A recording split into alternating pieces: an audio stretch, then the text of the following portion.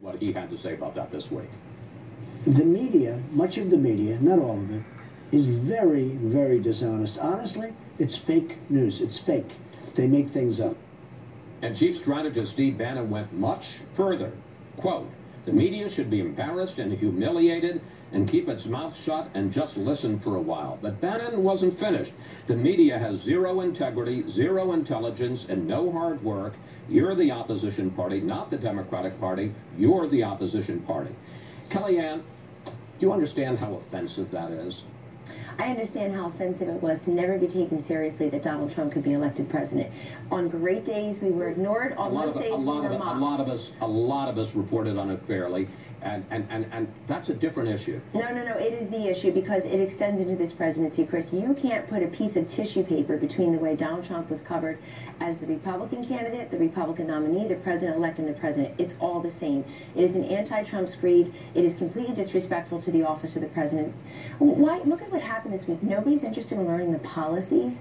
It's just I've been asking you about policies today. I asked you about the vetting. I asked you about Mexico. Yes, I asked you about everybody's the Supreme Court. All of those are legitimate questions. Yes, not every network and every print outlet is created equally in this, but if you read people's Twitter feeds, that crap would never pass editorial muster in a newspaper or on your TV show and your network here, nor should it.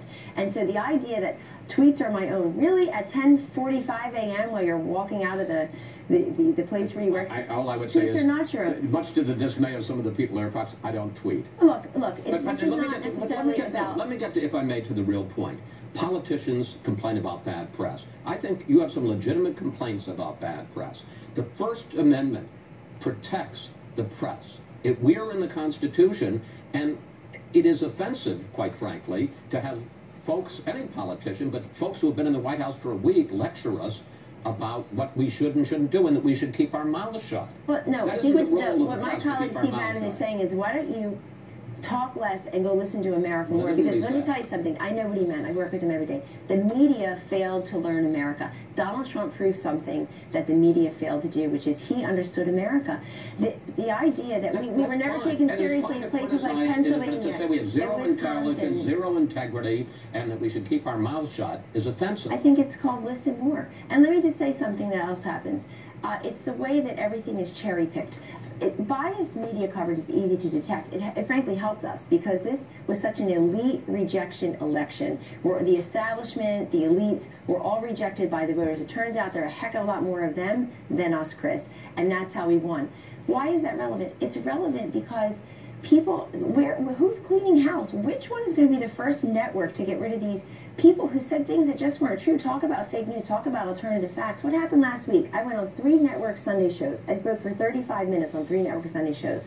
You know what got picked? The fact that I said alternative facts. Not the fact that I ripped a new one to some of those hosts for never covering the facts that matter to America's women. The 16.1 million women in poverty as we sit here. The 12.4 million women who have no health insurance. Everybody should feel outraged. The billions of dollars we have spent as a nation on public education, only to have millions of kids trapped in schools that fail them and never really promote and protect their intelligence and prepare them for the world as they all deserve. They shouldn't be restricted by the zip code where they live. They should be lifted up. This has all been a colossal failure, and nobody wants to talk about that. They want to talk about, it's always zing, it's always playing gotcha. There's no question that when you look at the contributions made by the media, money contributions, they went to Hillary Clinton.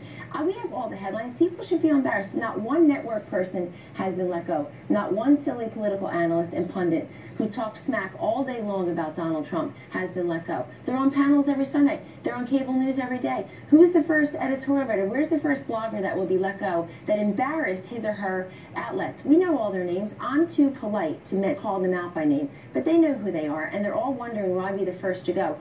The election was 3 months ago. None of them have been let go. If this were a real business, if the mainstream media were a thriving private sector business that actually turned a profit, which is not true of many of our newspapers, Chris, 20% of the people would be gone. They embarrassed. They failed to protect their shareholders and their board members and their colleagues.